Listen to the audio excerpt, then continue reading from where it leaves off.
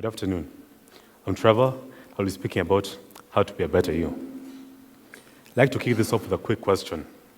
On a scale of 1 to 10, how much self-confidence do you believe you have? Now, with that number in mind, try to justify it. Why did you give yourself a 9, 7, or 8? What about you warrants such confidence? Is it your looks, charisma, or perhaps your athletic ability? I can guarantee you, nobody in this room gave themselves a 10 out of 10 without any doubts. Most of us don't even consider this a possibility. In the words of the actor, philosopher, and martial artist Bruce Lee, always be yourself, express yourself, have faith in yourself. Do not go out and look for a successful personality and try to duplicate it. Now, self-confidence can be defined as a feeling of trust in one's qualities, abilities, and judgment, and I believe it is a key to improving ourselves.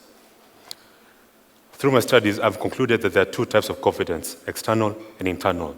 I'd like to begin with the external factors. So, how many people here are Manchester United fans? Yeah. I'm generally proud to be a fan of this great club.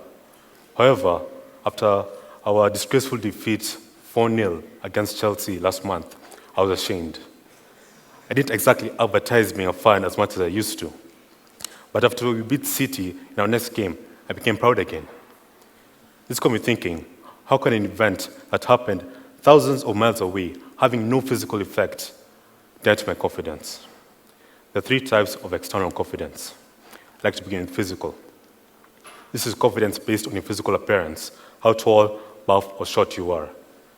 I personally believe this is the most insignificant type of confidence, as people don't treat you based on how you look, but on who you are. What's your personality? Number 2, social confidence. I'm sure most of us feel fairly confident in our social skills. However, the real test comes when you're surrounded by strangers.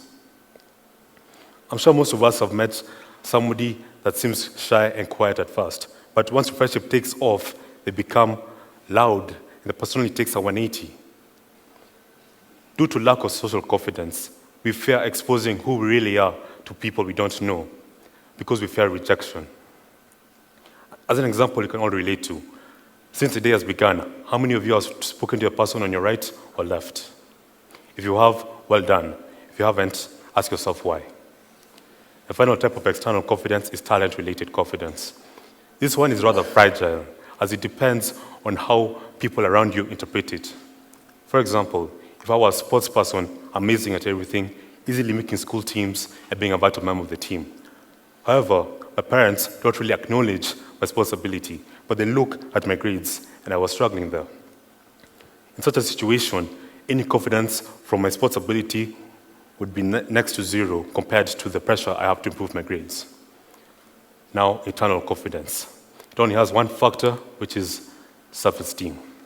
Self-esteem is by a landslide the most important type of confidence, as it's what defines you and drives you. Who are you beyond your grades, beyond your physique, beyond any talents you possess? Luckily for all of us, self-confidence isn't something you're born with. It's developed over time. And with these 4 simple steps, you can improve it. Number 1, have goals. Having an objective to work towards immediately increases your confidence, as every time you achieve something, that sense of achievement is converted into confidence as you take a step closer to your overall goal. Gain individuality. Become self-aware. You can't keep following the crowd. Just because everybody fails a test doesn't justify that D you got. You need to look at yourself. What do you need to improve? And don't try to copy others. You are unique, so come with your own solution. Be optimistic. Now, when we change to improve ourselves, it's not easy. Thus, we need an optimistic attitude. For example, I began my levels in early September this year, and things haven't been going well. Within the first 2 weeks, I was considering changing my career choices. I thought I knew physics, but apparently I was clueless. But after I stopped letting the depression get to me, I started looking at what am I doing wrong, how do I improve it? I felt a weight lifted off my shoulders. I look forward to physics classes now. I don't feel like I'm going to die every lunchtime for 2 hours. Finally, don't be afraid of failure. Success and failure are two sides of the same coin. Sometimes one flip is all you need to get it right, but most of the time you need to keep trying. I'd like to finish off with a quote by Albert Einstein. A person who never made a mistake never tried anything new. So don't be afraid. Thank you.